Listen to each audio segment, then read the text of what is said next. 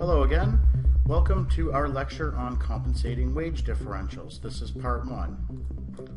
So we know the labor market it's not characterized by a single wage. Workers differ and job. Adam Smith actually, back in his day, proposed the idea that job characteristics also influence the labor market equilibrium. It's not just the wage that people care about. Compensating wage differentials, the topic of this chapter, can arise to compensate workers for non-wage characteristics of the job. We'll be focused today on looking at safety as an example, but there could be many other non-wage characteristics of a job. Could be a clean environment, friendly environment. There's lots of things that could differ between jobs, even though the nature of the job itself is the same, but the things surrounding it could be different. And these things, as we'll see, could generate wage differences. Workers do have different preferences, and firms offer different working conditions. Let's first just start out again with the theory of why we would expect the wage to be equalized across markets for a homogeneous type of labor. And we sort of looked at this before. In this example, we have two markets, a submarket A, submarket B. Okay, we're talking about the same kind of homogeneous labor. Now suppose in this market the wage is $10 and in the other market it's $5. And there's no frictions, there's no restrictions on people moving between markets.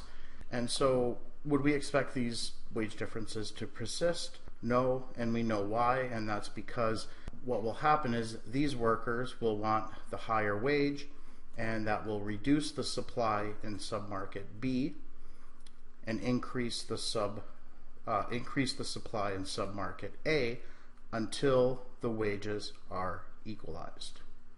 So jobs and workers are homogeneous and there's perfect mobility, perfect information, no cost to moving, etc.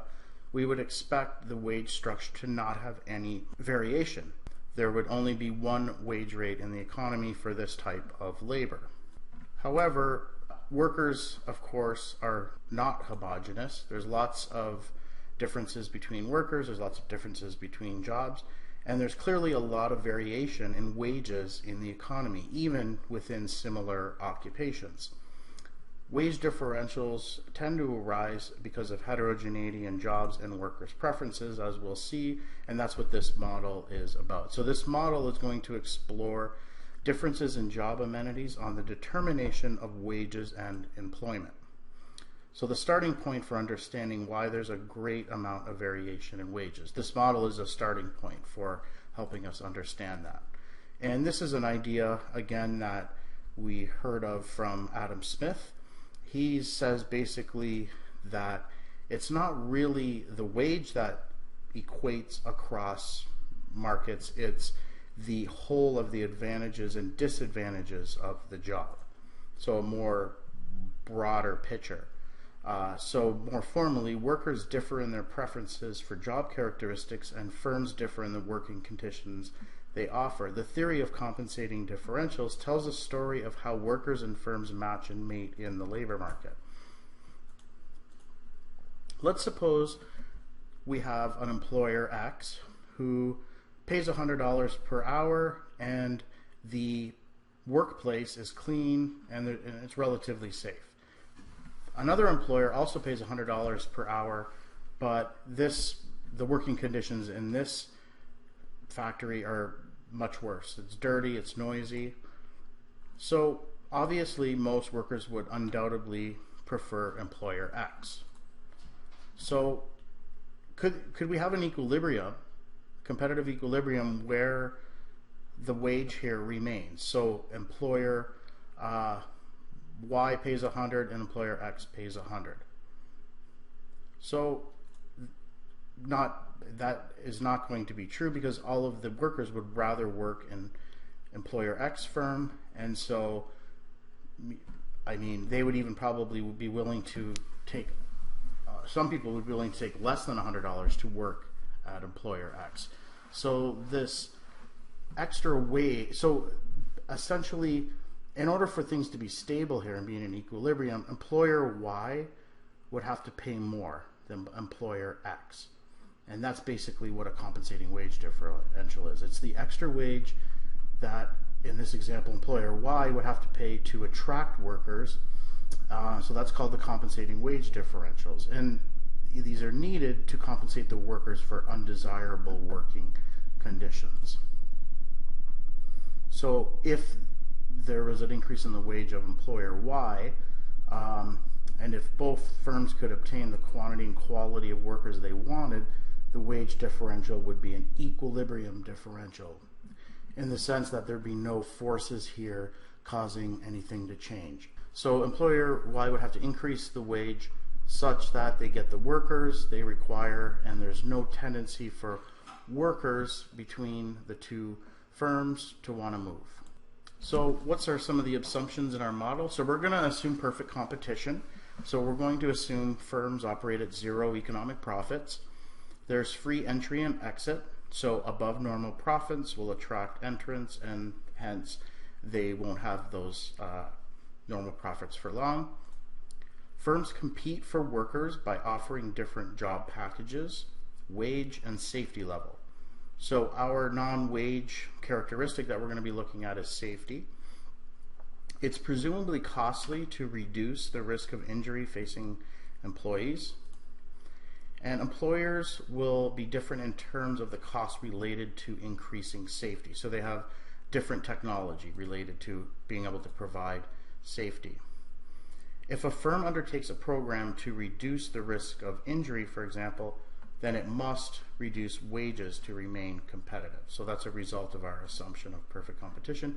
So forces on the employer side of the market tend to cause low risk to be associated with low wages, and high risk to be associated with high wages, holding other things constant.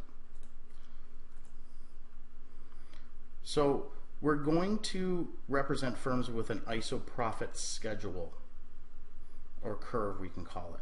All this is a curve. So we'll draw it as a concave curve, and every point on it represents combinations of wages and safety that the firm can provide and maintain the same level of profit. Okay, so with each one of these things there's a certain level of profit.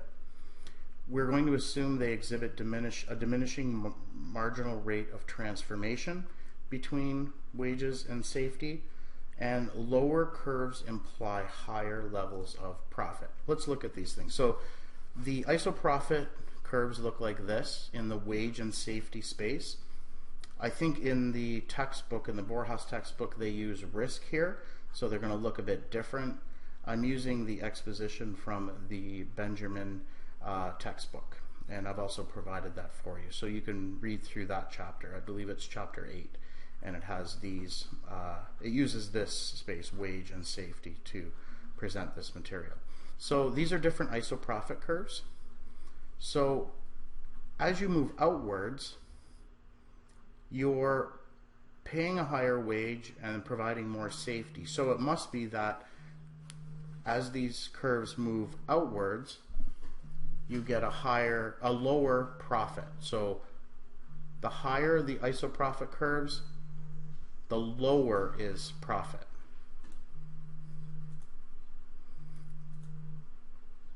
So here we have firm A. It's providing little safety and can provide additional safety in a relatively inexpensive manner, because if we look, if it wants to provide a little bit of safety, a little extra safety, it would only need to reduce the wage a little bit to have the profit remain the same. But we're assuming that there's diminishing marginal returns to safety expenditures. So you could think of here, it might be just easy to clean up the factory, move things around. It's not too expensive to increase safety when safety is very low. But if you wanted to, say, prevent people from getting any illnesses or a cold, then you would have to install very expensive equipment. So for greater and greater levels of safety, the firm would require, would have to pay a much lower wage in order to keep their profits the same. So if we wanted to increase safety here at point B, you can see to keep profits the same, the wage would have to fall by a lot more than for the same change in safety here. So both wages and safety are costly for the firm, and a firm can maintain profit and increase safely only if it can pay a lower wage. That is, since these are downward sloping, that's the consequence of them being downward sloping, is that this assumption is what is made. So profit, as I said, increases as you move inward, not outward, as you may think. But if you think about it, as you move outward, wages and safety, which are expenses to the firm, are higher, and we're assuming everything else is constant, so profit, of course, is going to be lower as you move out, but as you move in, it's going to be higher. Okay, so different firms can have different safety technologies. So for example, firm 1 here wouldn't even be able to provide safety levels above this point, but firm 2 can. So they have different abilities to provide safety at a given cost. Hence, there are different isoprofit curves for the same level of profit for different firms. So both of these firms can have zero profits, but the curves are going to be different because they have different technology. The outer edge is what we call the employer's offer curve or market envelope. So if you think about it, these are the only feasible wage risk combinations that would be offered in the market. No one would accept a wage lower than what could be here for a given level of safety.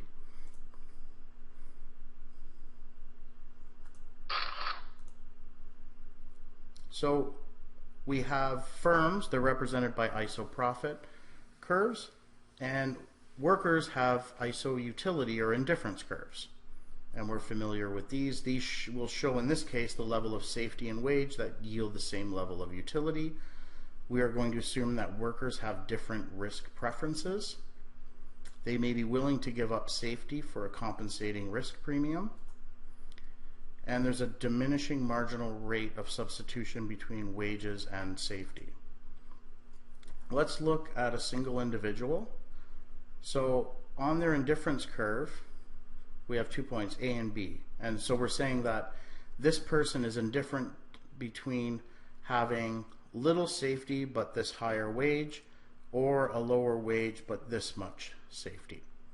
And higher indifference curves mean the person is happier. Now, let's look over here to the right. We have two individuals. We have one with an indifference curve UB, another steeper indifference curve UA.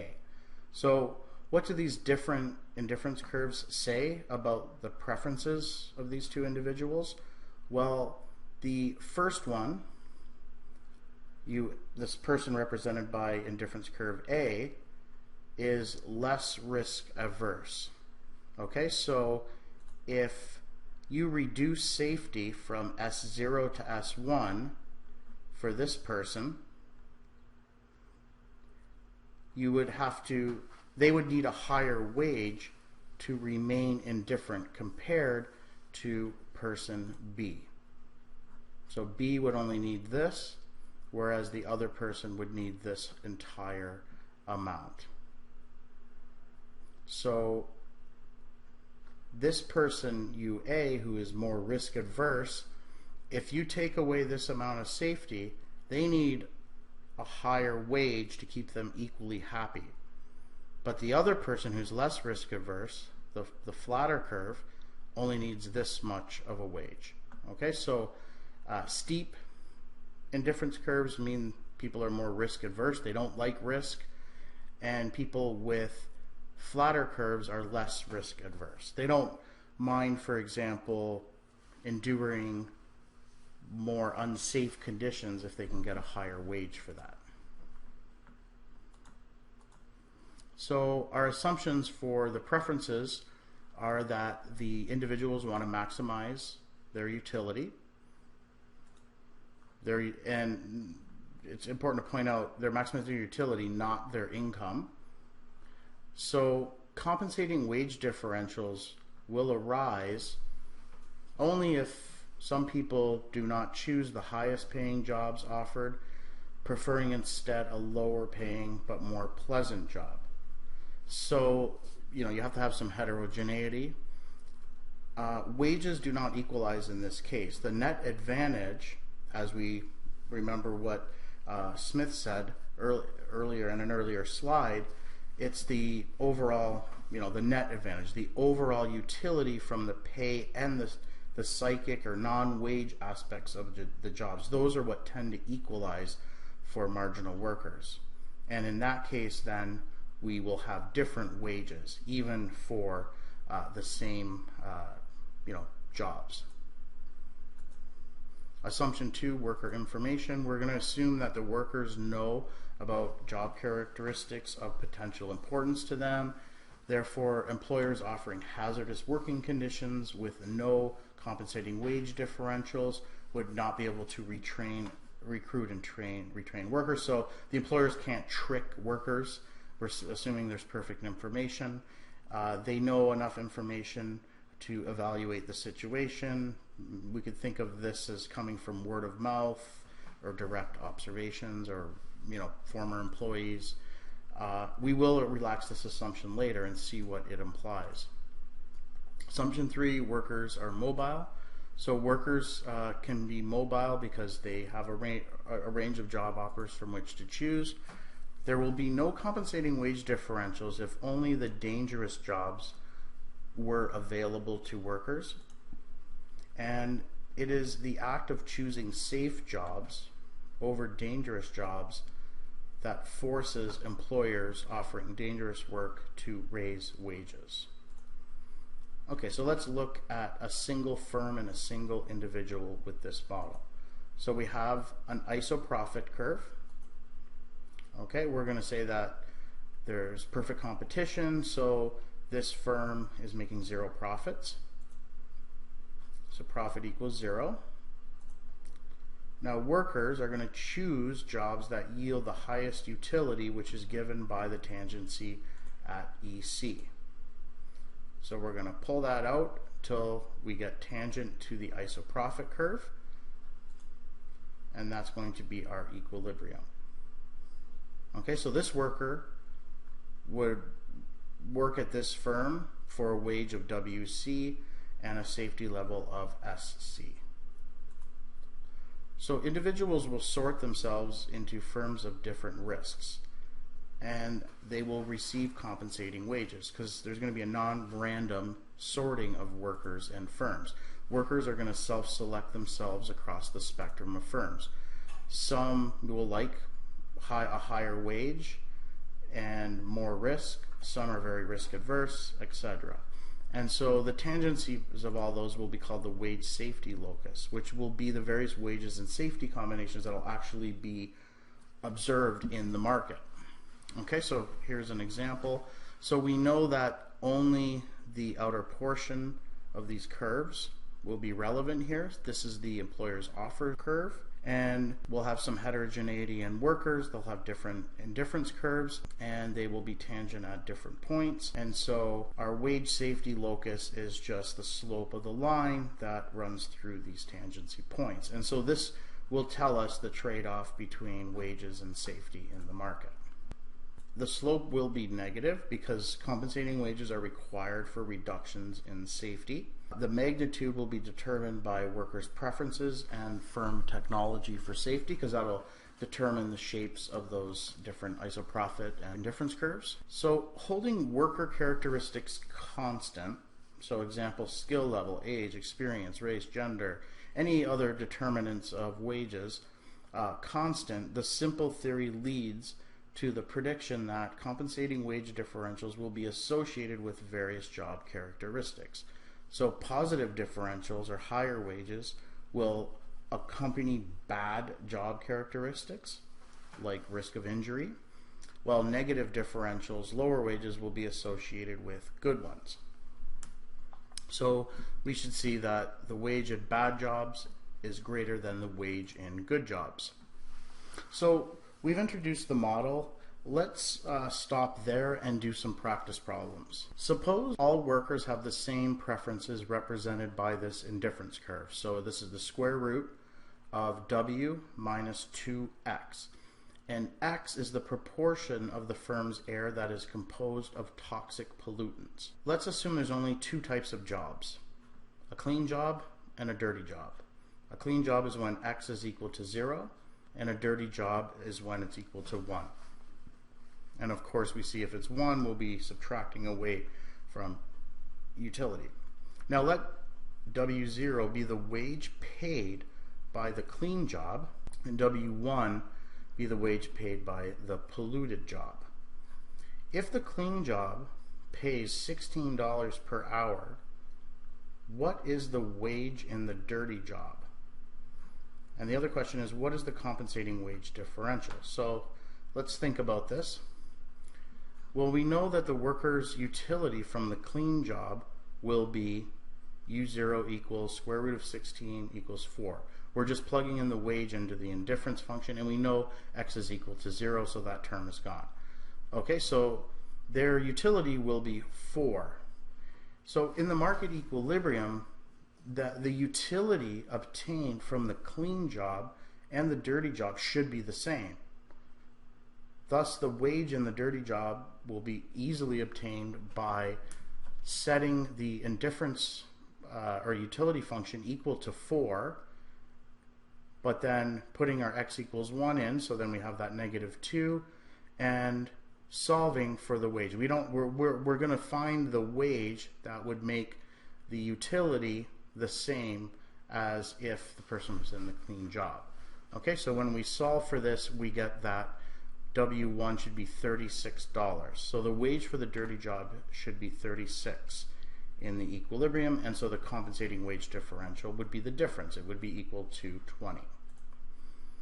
Now consider the diagram for a labor market in which the relative job attribute is job safety. So that's what we've been looking at. Why are the isoprofit curves concave? Why did we say they were concave? Well, the reason why we said they're concave is that there is a diminishing returns to safety technology. So when a firm increases safety, it becomes more and more expensive as they do so. So the answer is E, because it becomes more and more costly for the employer to make the workplace progressively safer. Next question. Fill in the blank of the following sentence. The isoprofit schedule exhibits something blank between wages and job safety levels. So is it an increasing marginal rate of transformation, a diminishing marginal rate of transformation, a diminishing marginal rate of substitution, or an increasing marginal rate of substitution, or a constant trade-off? Well, we know it's B, it's the diminishing marginal rate of transformation. The employer's offer curve, so that outer envelope that we remember seeing, what does it show? Does it show the maximum compensating wages that will be offered in the labor market for various levels of safety? Does it show the minimum compensating wages, wage levels offered by employers that are dependent on the required levels of health and safety, or the employer's preferred combination of wage and safety? So the answer is A. It's showing the maximum compensating wages that would be offered in the market for various levels of safety. Next question. The curvature of the ISO utility curve illustrates what? Remember what the indifference curve looks like? Why does it look that way? Well, A is a diminishing marginal rate of transformation between wages and job safety, a diminishing marginal rate of substitution between wages and job safety, the diminishing marginal rate of technical substitution, the amount of safety that can be exchanged for wages, and E, the law of diminishing returns applies to wages. So the answer is actually C, the diminishing marginal rate of technical substitution between wages and job safety. So that's what we call the so that you have the marginal rate of technical substitution is the slope of lines tangent to the indifference curve, and we have that those slopes fall. Okay, we have a question here where we have a diagram of one isoprofit curve and two indifference curves, and we know the optimum point for the individual is at point A. And so it's asking us which point in the diagram refers to a situation where the worker, represented by the depicted indifference curves, is worse off due to improved safety at the expense of a lower wage. Okay, well, if nothing was in, there was no abstraction, there was no, frictions of, this person was allowed to choose what they wanted to, they would want to be at point A and get a utility associated with U2. Now, if they're forced to take a higher level of safety at the expense of a lower wage, they're going to be over to the right here, so higher levels of safety and then a lower wage. So, but it has to be still on the isoprofit curve. So this would be the point here that we would be talking about. So the answer would be C, higher safety, lower wage, but the person is on a lower indifference curve. So they have a lower level of utility at this point than if they were at their optimum point. So of course, they're working in a much safer environment, so they get some extra utility for that. But the disutility from this much lower wage outweighs that, and they have a lower level of satisfaction overall. Okay, so now we have a diagram with three different isoprofit curves. So we got different technologies for different firms, and the question is saying which one of the following wage and safety combinations would never be accepted by workers? Okay, so would this point be accepted by workers? Well, yep, some could have indifference curves. That would be tangent here. What about this point? Yes, we could have indifference curves here. We could have one touching here, but we're asked again, which one of the following wage and safety combinations would never be accepted by workers? Well, the answer is W3 and S2. And that's because workers would never accept this lower, they could always get a higher wage, say up here, than that. So this firm 1 here, would be willing to offer this worker this higher wage for this level of safety. So this firm is never going to get a worker to work at a wage of W3 and get S2. And then we also have a similar logic for W1 and S0, but it wasn't listed here. Okay, consider the following diagram. It shows two individual preferences for wages and safety. Which of the following statements is true? So person 1 is risk adverse because she requires a lower wage increase to compensate for a reduction in safety compared to person 1. Well, let's look at this. So let's think about a reduction in safety. So this person doesn't need much of an increase in wage to keep them equally well off compared to this person. This person, you take a little bit of safety away, the wage increase is going to be always higher than this person to keep them equally, to keep their utility, or to keep them indifferent. So we know then that this indifference curve that's flat is for someone that's less risk adverse. This person is very risk averse. Okay, so person 1 is risk averse, so that's true because she requires a lower wage increase to compensate for a reduction in safety compared to person 1. Well, we are talking about person 1. B, person 1 is risk averse because she requires a higher wage increase to compensate for a reduction in safety compared to person 2. That sounds right. Person 2 is risk adverse. Nope. So we know that the answer must be B. Okay, well, thank you for listening. This is the end of our first part on compensating wage differentials. Next class, we will continue our discussion. Have a great day.